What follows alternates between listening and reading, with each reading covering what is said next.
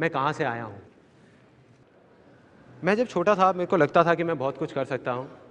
जैसे जैसे बड़ा हुआ दिमाग में बैठ गया कि मैं कुछ नहीं कर सकता। उसके पीछे बहुत सारी वजहें थी। उसमें से सबसे बड़ी वजह थी जब मैं 10th क्लास में था,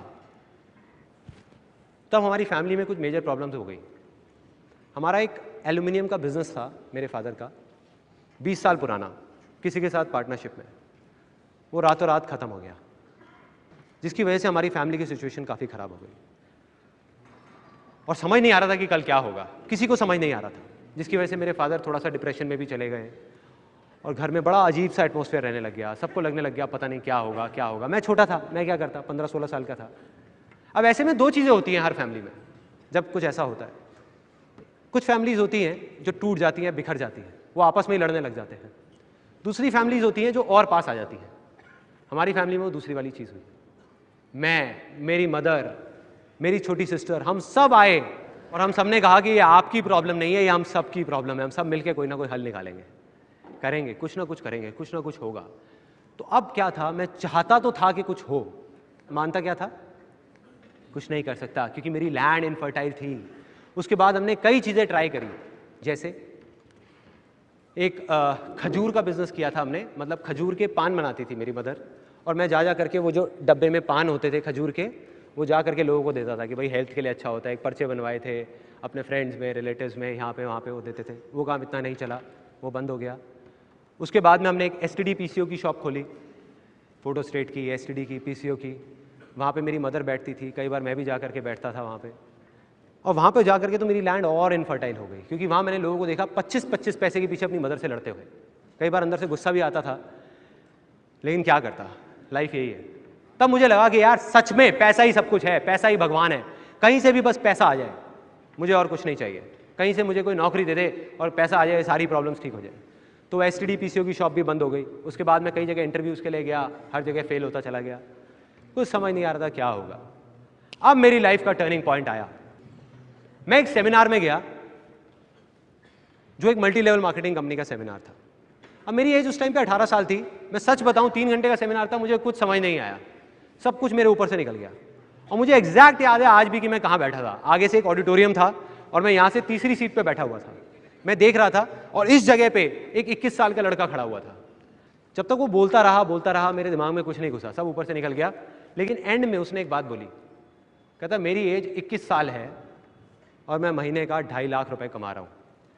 उसमें उन्होंने क्या किया होता, उस चेक की बड़ी सी फोटोकॉपी कराई हुई और स्टेज पे खड़े हो गए ऐसे दिखा रहे थे। अब मैं वहाँ बैठा हुआ जीरो गिन रहा था, 1 2 3 4 5। मेरे दिमाग में आ रहा था, मैंने कहा ये तो सच में कमा रहा है 2.5 लाख रुपए महीने का।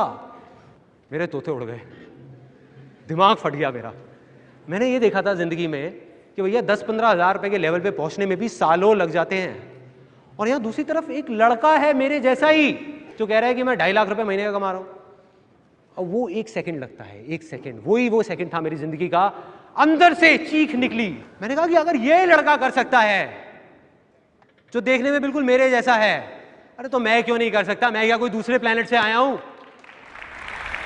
मैं क्यों नहीं कर सकता? अगर इसके लिए आसान है तो मेरे लिए भी आसान है। मैं भी कर सकता हूं, कर सकता हूं।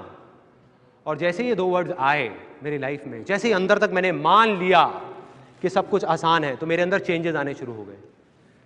जहां पहले मैं बोलता था कि अरे मुश्किल है, कुछ नहीं हो सकता, हमारा तो टाइम ही खराब चल रहा है, पता नहीं क्या होगा, मैं बोलने लग गया अरे अब आप देखो मैं क्या करता हूं। अरे 2-2 लाख के चेक तो ऐसे ले आऊंगा, कंपनियां खड़ी कर दूंगा, अभी आप देखते जाओ, अभी आपको पता नहीं है क्या होने वाला है। और सब बोलने लग गए थे कि संदीप तो पागल हो गया है। अब ये एक बहुत मजेदार पॉइंट है, जब भी आपको लोग बोलने लग जाएं कि आप पागल हो गए हो, तो आप समझ जाओ कि आप सही ट्रैक पे हो।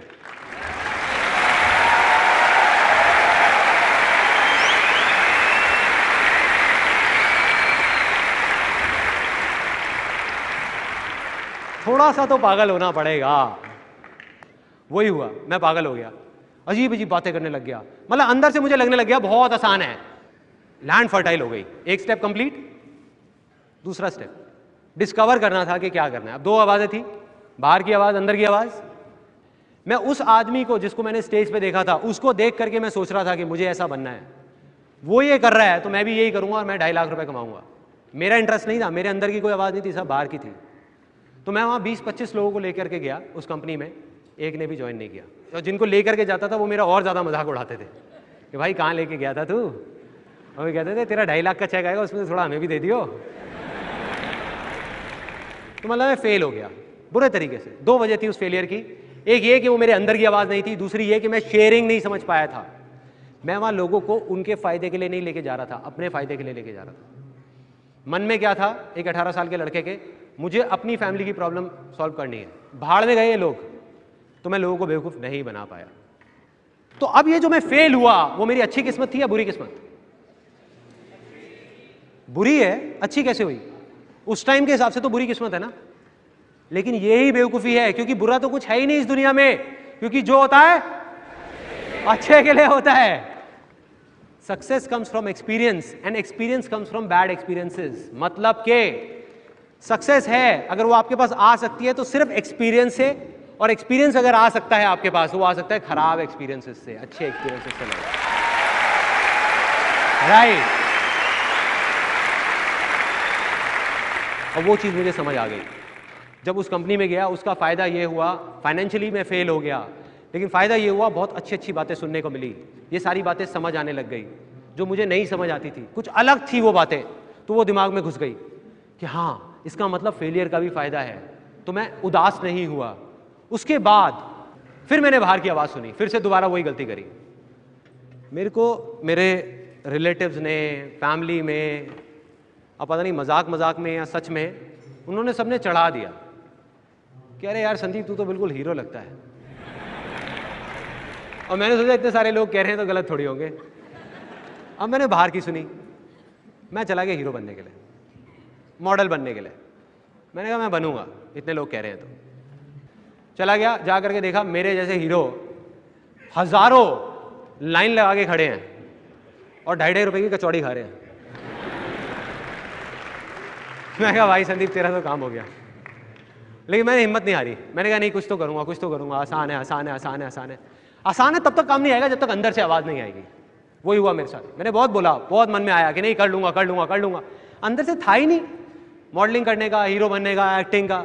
गया जा करके ऑडिशन देने जाता था, ब्लैंक हो जाता था, भूल जाता था, अंदर से मज़ा ही नहीं आता था। कुछ म्यूज़िक वीडियोज़ करी, कुछ ऐसी म्यूज़िक वीडियोज़ की अगर मैं आपको यहाँ दिखा दूँ तो आपका हंसते हंसते पेट दर्द हो जाएगा।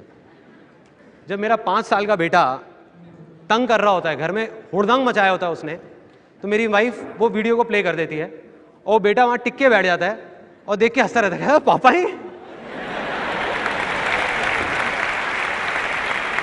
क्या कर रहे हैं। फेल हो गया। मैं ये मानता हूं, जैसे मैंने अभी आपको कहा, कि अगर आप कामयाब हो सकते हो तो सिर्फ और सिर्फ अपने फेलियर्स की वजह से, अपनी सक्सेस की वजह से नहीं। तो ये मेरी लाइफ का इतना बड़ा फेलियर मेरी लाइफ की एक बहुत बड़ी सक्सेस लेकर के आने वाला था, जो मुझे नहीं पता था। बाद में समझ आया। कैसे? मॉडलिंग करते टाइम मेरा एक दोस्त आया जो कहीं से एक फोटोग्राफ्स खिंचवा करके लाया, और वो फोटोग्राफ्स मैंने देखी तो मैंने देख करके कहा, मैंने कहा यार ये तो क्या फोटोग्राफ्स है, मजा आ गया। उस टाइम पे डिजिटल कैमरास नहीं होते थे, तो मैंने कहा कि यार ये तो मजा आ जाएगा, ये मेरे को सीखनी है। मतलब पहली बार लाइफ में अंदर से आवाज आई कि मुझे फोटोग्राफी सीखनी है यार, मुझे सीखनी है, मुझे फोटोग्राफर बनना है। न्यूज़पेपर में एक ऐड देखी, उनके पास गया, एक छोटा सा 2 हफ्ते का फोटोग्राफी का कोर्स ज्वाइन कर लिया।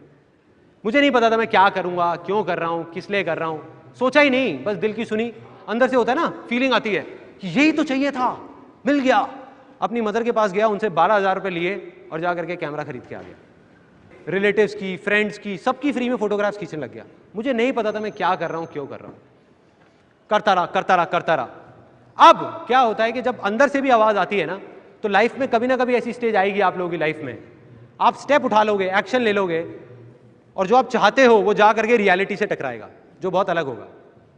मैं चाहता था एक बहुत अच्छा फोटोग्राफर बनना, लेकिन रियलिटी क्या थी कि मेरे जैसे लाखों फोटोग्राफर्स इंडिया में, जिन्होंने 1 साल का कोर्स, 2 साल का, 4 साल का भी कोर्स किया हुआ है, वो लोग भी ज़्यादा कुछ नहीं कर पा रहे थे। और मैंने क्या किया था, सिर्फ 2 हफ्ते का कोर्स। मतलब मैं कोई बहुत अच्छा फोटोग्राफर नहीं था। बस अब वो टर्निंग पॉइंट था कि मेरा फेलियर मेरी सक्सेस कैसे बना। उन 1 लाख फोटोग्राफर्स में और मुझ में एक छोटा सा फर्क था। मैं मॉडलिंग में फेल हो चुका था, वो नहीं हुए थे। मैंने जब मॉडलिंग के लिए धक्के खाए थे तो मुझे पता था कि 90% मॉडलिंग एजेंसीज फ्रॉड हैं। तो मैंने क्या किया, मैंने एक लिस्ट बनाई 70-80 फ्रॉड एजेंसीज की और 10-15 जेन्युइन मॉडलिंग एजेंसीज की, और लोगों को बांटनी शुरू कर दी कि ये फ्रॉड है, फ्रॉड है, फ्रॉड है, ये जेन्युइन है, जेन्युइन है, जेन्युइन है। और ये चीज़ लोगों को अच्छी लगने लग गई। उसके बाद मैंने एक छोटी सी ऐड निकाली न्यूज़पेपर में, फ्री पोर्टफोलियो, और लाइन लग गई, बहुत सारे लोग आ गए। मैंने लोगों को सच बोला, कोई घुमा फिरा के नहीं, कुछ नहीं, सीधी सीधी बात। मैंने कहा भाई देखो ऐसा है, मैं कोई बहुत बड़ा फोटोग्राफर नहीं हूँ, अभी नया नया कोर्स किया है मैंने यहाँ से 2 हफ्ते का। तो एक ऑप्शन तो है कि आप खुद रोल लेके आओ, खुद प्रोसेसिंग कराओ, और आपकी कॉस्ट आएगी, आप देख लो ये है, आपकी कॉस्ट आएगी 3,000 रुपये। दूसरा ये है कि मैं आपके लिए सब कुछ करूँ। अब अगर मैं किसी भी होलसेल मार्केट में जाता हूँ तो वही फिल्म रोल जो आपको 150 रुपये का मिलता है, मुझे 50 रुपये का मिलता है, उसमें मुझे 1,500 रुपये बचेगा। तो आप जैसे कहोगे वैसे कर लेंगे, ऐसे या ऐसे। उन्होंने कहा यार हमें क्या प्रॉब्लम है, आप ही कर लो ना, हमारा तो खर्चा उतना का उतना है। देखो मेरा उस टाइम भी यही मानना था, आज भी यही मानना है, और हमेशा यही रहेगा कि अगर ज़िंदगी में कभी भी कुछ करना है ना तो सच बोल दो, घुमा फिरा के बातें मत करो, सच बोल दो। और लोग आए। मुझे याद है मैंने 4800 रुपये की अपनी वो पहली ऐड दी थी, जिसकी वजह से मेरे से करीबन 7 या 8 लोगों ने पोर्टफोलियो बनवाया, और मेरी ज़िंदगी की जो पहली इनकम थी 15 से 20 हज़ार रुपये की यहाँ से आई। This was the first success of my.